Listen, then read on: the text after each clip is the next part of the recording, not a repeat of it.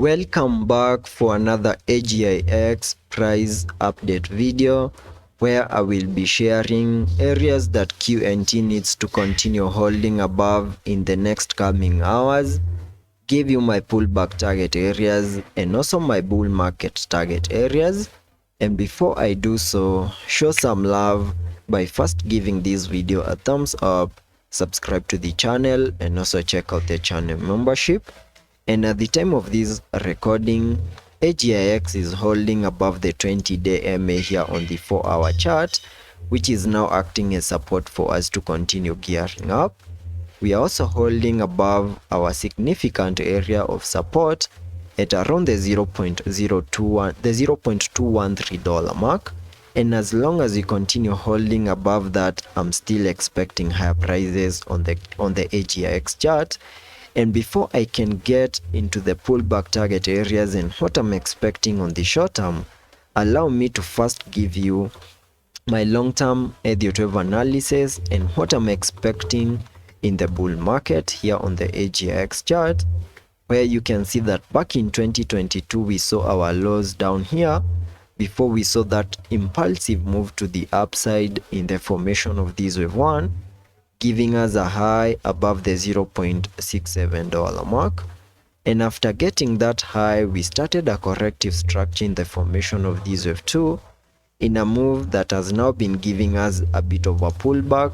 into the minimum target areas for the second wave,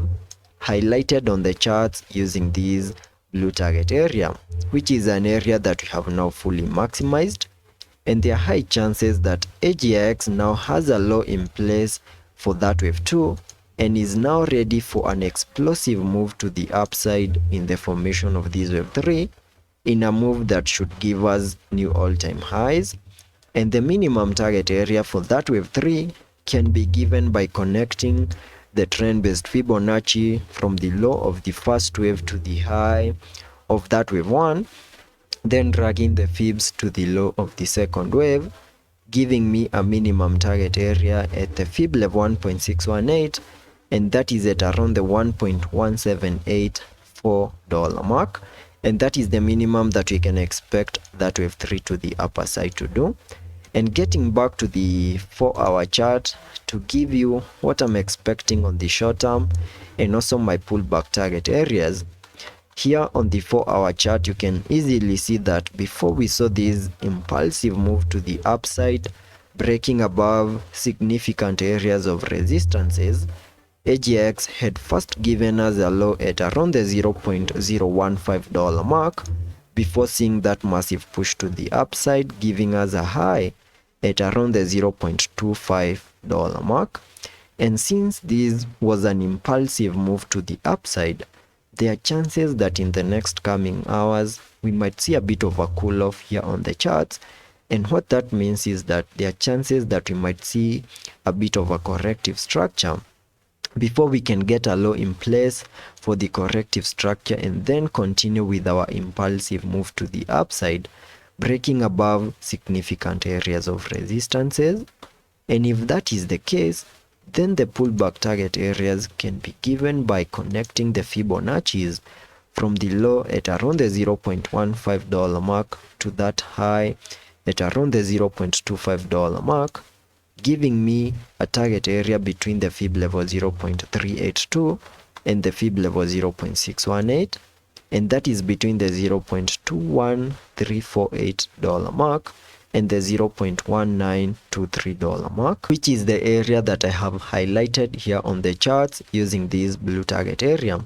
And what that means is that in case we continue seeing further weakness on the charts, losing our significant area of support at around the $0.213 mark, then we can expect further pullback into this blue target area, fully maximize the target area, get a low in place, then see a reversal to the upper side, breaking above significant areas of resistances in a move that should help us get above the $0.26 mark and continue seeing higher prices. And on the worst case scenario, in case we see such a movement, getting into this blue target area and maybe at some point we break out of this blue target area to the lower side, and even lose the fib level 0.78 at around the $0.172 mark, then a more bearish scenario will be playing out here on the AGX chart,